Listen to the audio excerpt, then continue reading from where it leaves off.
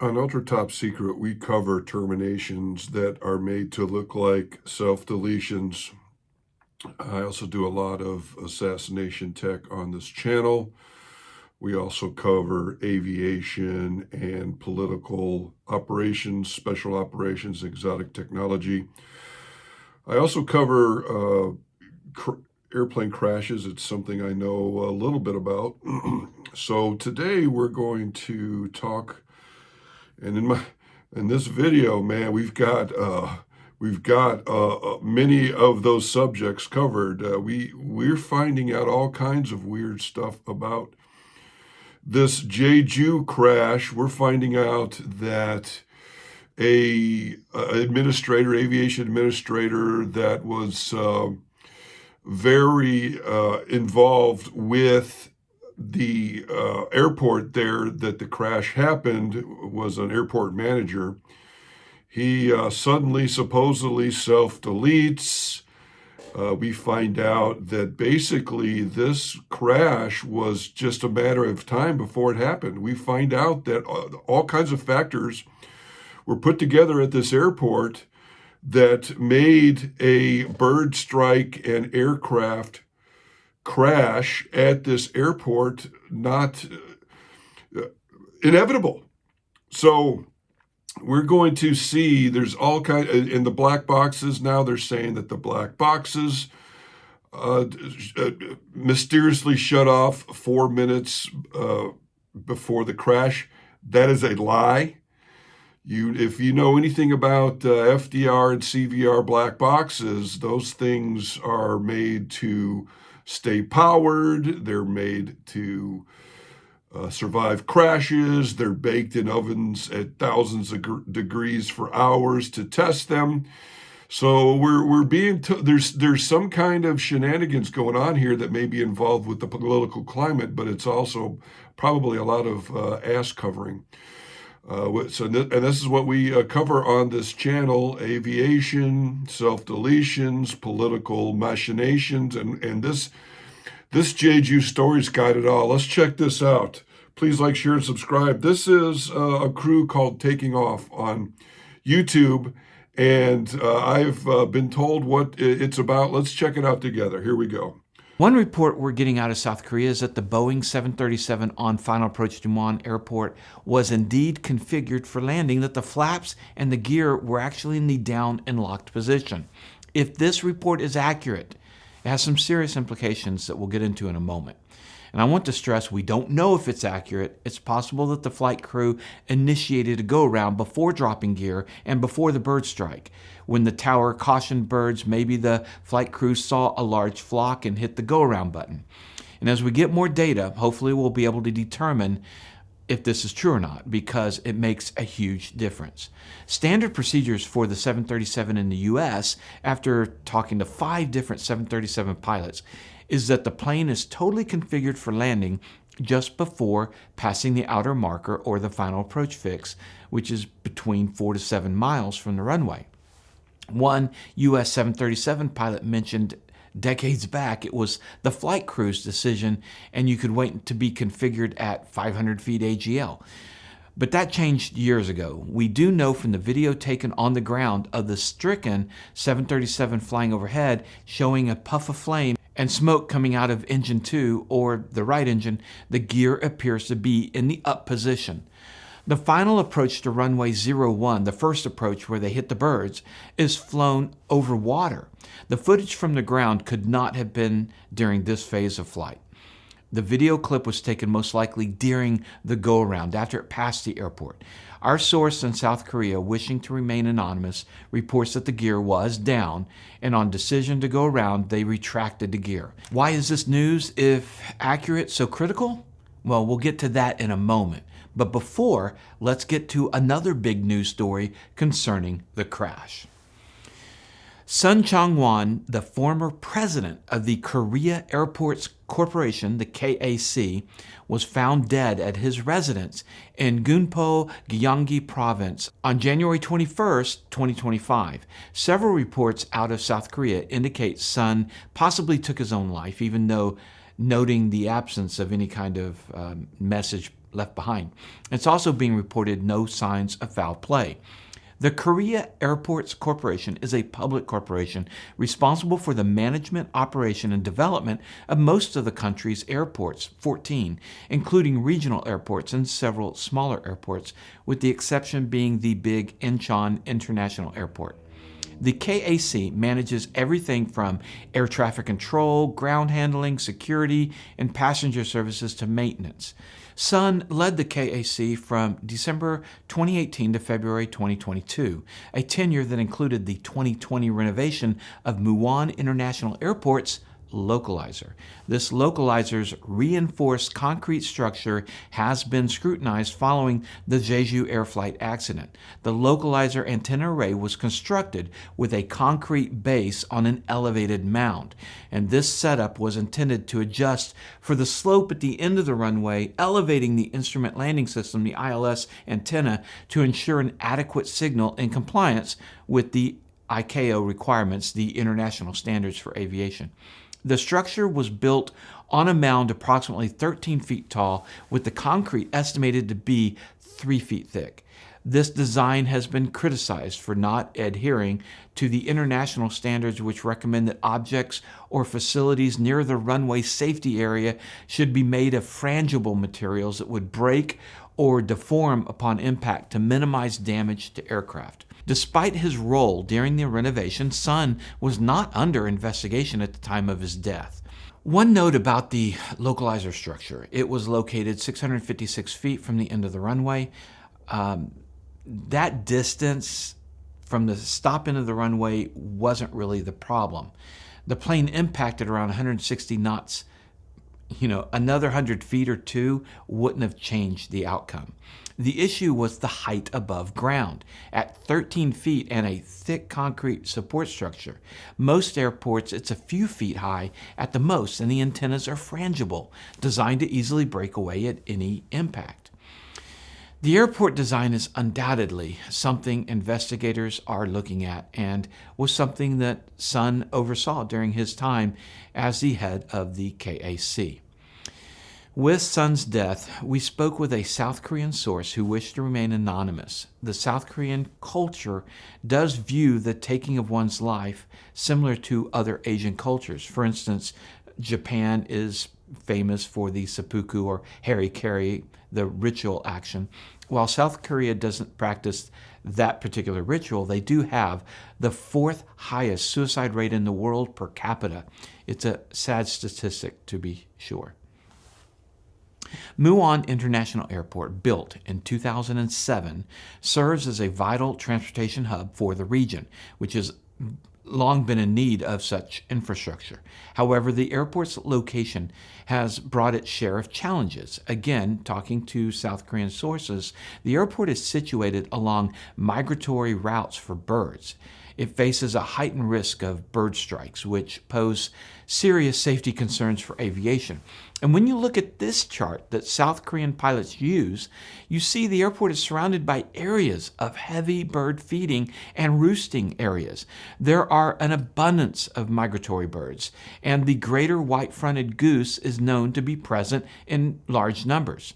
And to those not airline pilots or not understanding, birds are ingested in the airline engines all the time. The engines are made to ingest them and spit them out without causing any damage. The Miracle on the Hudson, Sully, where the Airbus had both engines knocked out, that's a lottery odds type of event, and it happened with very large birds. And I just want to make sure that that's clear. Before Muwon Airport's construction, disputes over land acquisition created significant delays, reflecting the tension surrounding the project. Additionally, the airport often contends with dense fog, particularly during the winter months, complicating visibility and flight operations. Our source, who is familiar with JeJu Airlines policy and procedures, stated that they were surprised when the accident occurred, noting that JeJu was actually one of the safer airlines in South Korea. We were shown some training materials and discovered JeJu airline pilots, like U.S. and other airline basic procedures, were trained to continue an approach and land if they experienced a bird strike or loss of power while on final approach. So why did the pilots then make the decision to go around? And when did they make that decision? To find out more about what actually happened, the investigators would like to look at the cockpit voice recorder and the flight data recorder. However, South Korean authorities are reporting almost 4 minutes of the data is missing from both of these devices, the final 4 minutes of the flight, the 4 minutes of the emergency. The 4 minutes that would answer a whole lot of these questions. Their words are that the final 4 minutes were not even recorded, possibly due to a complete electrical failure. Yet we know the radios worked during the final 4 minutes. How is it possible that the CVR and the FDR stopped recording on a Boeing 737-800? As we mentioned in the previous report, the FAA required all airliners to have an alternative power source in 2003, so that if the airplane lost power in the engines, batteries or some other alternate power source would continue to operate critical systems like the radios, the instruments, and the CVR and the FDR. This plane was built in 2009 by Boeing and delivered to Ryanair, which we'll get to in a moment. But it's always possible that Ryanair did not adhere to the FAA requirements on the alternative power source for the CVR and FDR. But talking to 737 pilots, I had one said, I cannot imagine. Wow, a lot to unpack there, a lot of stuff going on with this. The question of whether political instability had something to do with this, that's something to think about too. If the South Korean president or the current regime or whatever is in there is under fire already, this could be embarrassing to them. They may want to cover it up. All kinds of political machinations, weird stuff potentially going on here. So they hit birds. That's what we're pretty much all agreeing with. And instead of continuing the land, they decided to go around. Air crews are trained that if you're coming in and and something happens, you just keep going in. And because you go around and then you create all kinds of more problems with the go around. Will the gear come up? Will we have drag?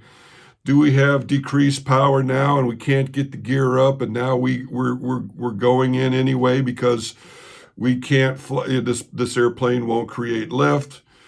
So looks like a screw up there, and this pilot was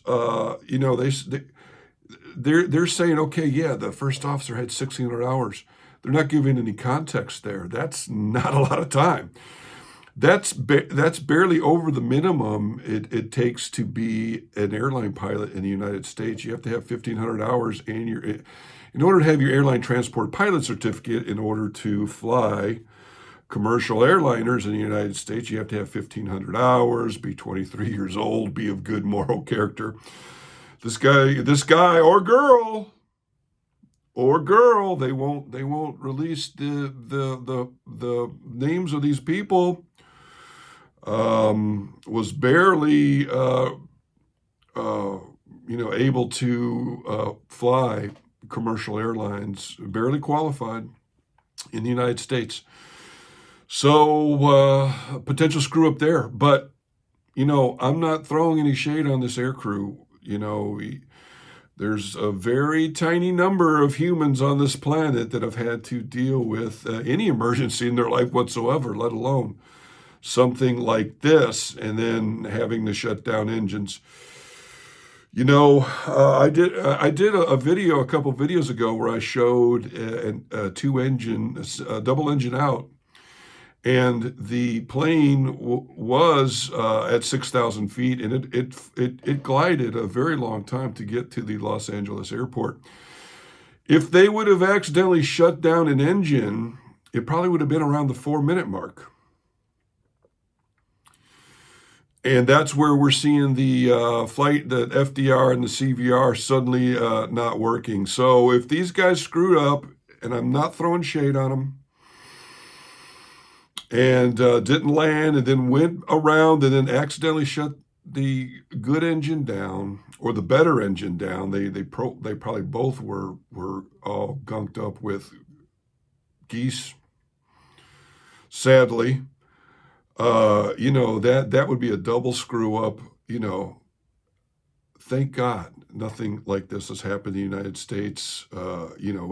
First of all, there's an error chain here. The putting the airport right in the middle, smack dab, totally surrounded by ducks and roosting and breeding grounds would not have been a smart choice. This accident, sadly, was inevitable. And they're lucky it was a Boeing. If that was an Airbus, that would have immediately just crapped out and probably not made the runway.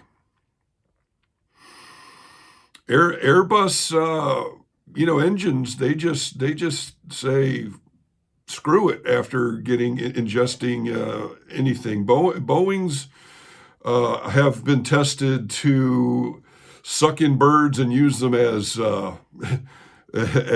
thrust, but not so much with Airbus. But we digress here.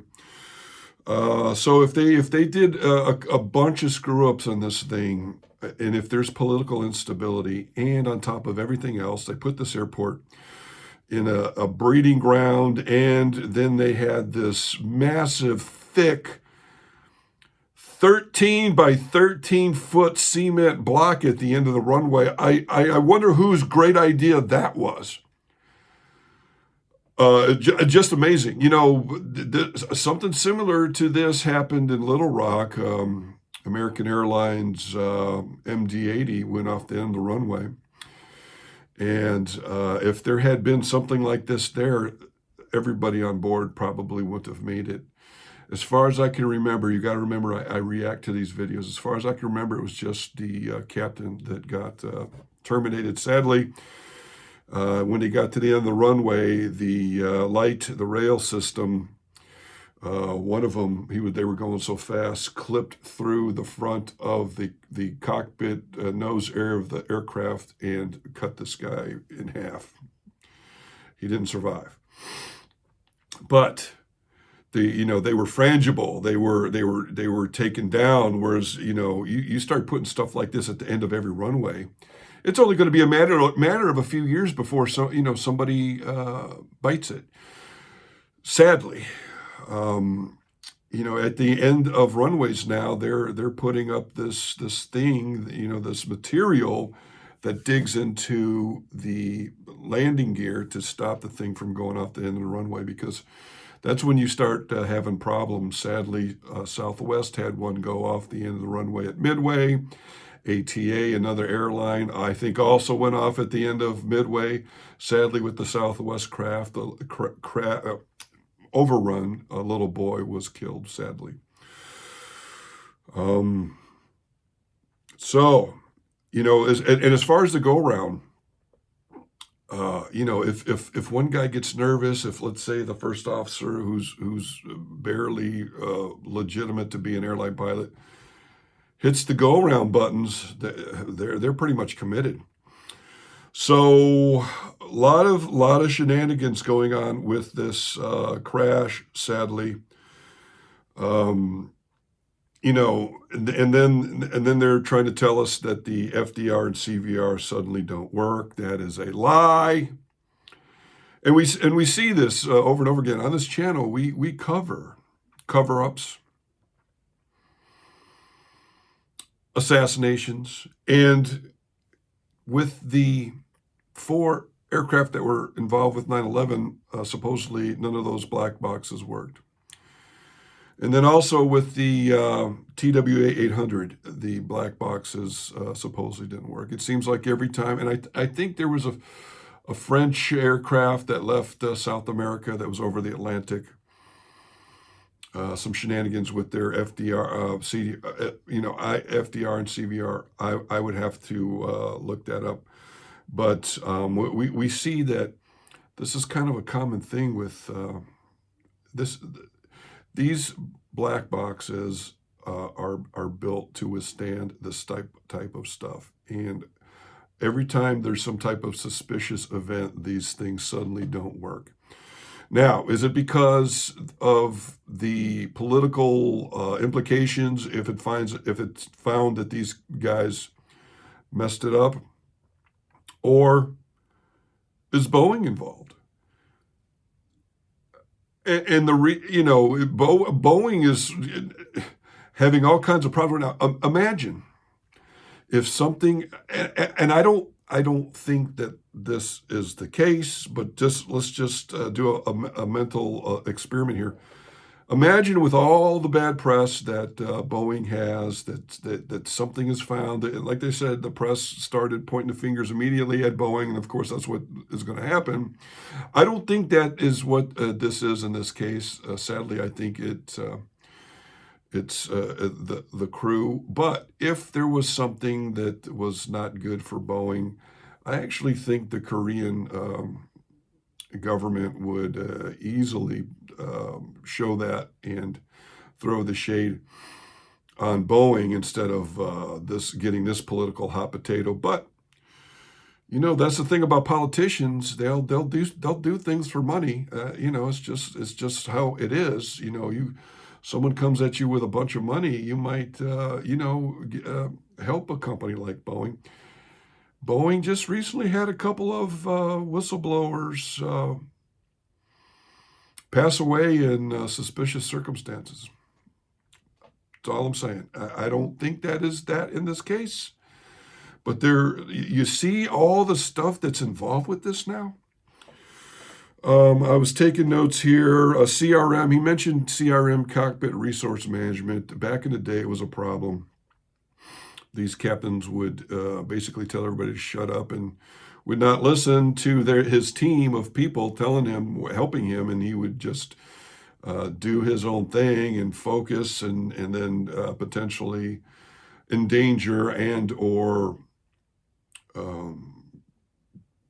kill a whole airplane full of people. So they started doing cockpit resource management, where they trained in working as a team instead of the captain, some former military guy. And that was a problem. In the 60s and 70s, all these guys were former military, and it was their way or the highway. And so many crashes were occurring because everybody was afraid to either speak out or the captain just wouldn't listen. And we've got a cultural thing with the South Korean culture.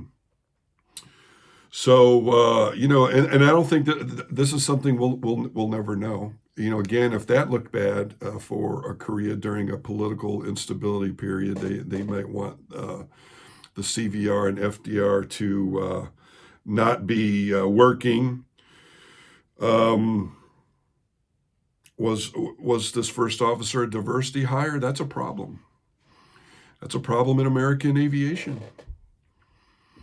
If you were to look up how many crashes in the last 10 years or so had female pilots on board, it might scare you. We're finding out that diversity hires are a real problem. And so you see, I'm trying to make you see how much stuff is involved with this now. The cultural thing. I had a friend who flew for Korean Air, actually, and while he was a new hire, he, the CRM, they talked about in this video how CRM has been implemented in South Korea, but it doesn't mean that it's taking hold very well. I had a friend who was a new hire at Korean Air, and the captain made a mistake and screwed up with the altitude, and he told the first officer told him, "Hey, Cap, that's not right." He saved the captain from getting in trouble and or maybe potential for a midair collision. But yet, this captain gave him problems and chewed him out and might have brought him up to the Korean Air, authorities. So we got cultural problems with these guys thinking that they're God, and then when you've got some other ethnicity telling a Korean what to do, that could be problems as well. I'm wondering if this is a diversity hire and or a mixed ethnicity crew. So you see all the stuff that's involved with this. Um, so and I want to talk about the person self-deleting supposedly.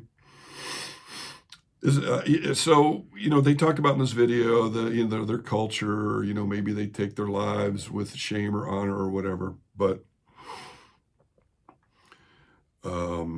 this guy, uh, you know, this may be the tip of the iceberg. This obviously was not properly handled as far as the airport management.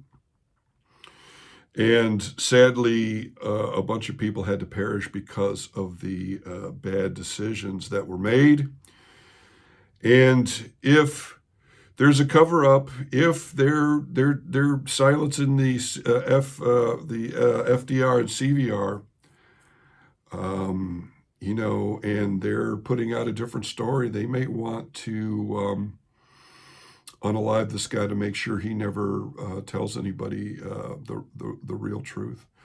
Think about this. Now that he's gone, that's it.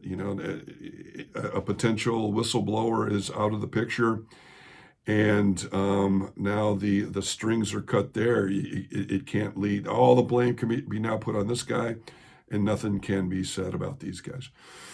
Higher ups. I have been to Korea many, many, many times, and I know a bit of the culture there.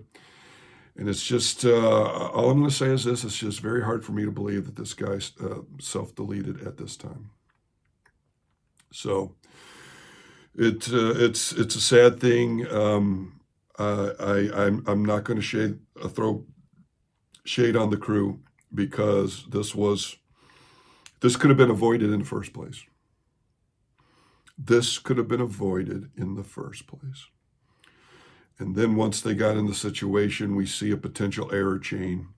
An error chain is certain, everything lining up to create this tragedy, sadly. So that's it. We're going to get on out of here. I hope you like this episode. Please like, share, and subscribe. And it really helps out with the channel. It helps with the algorithm.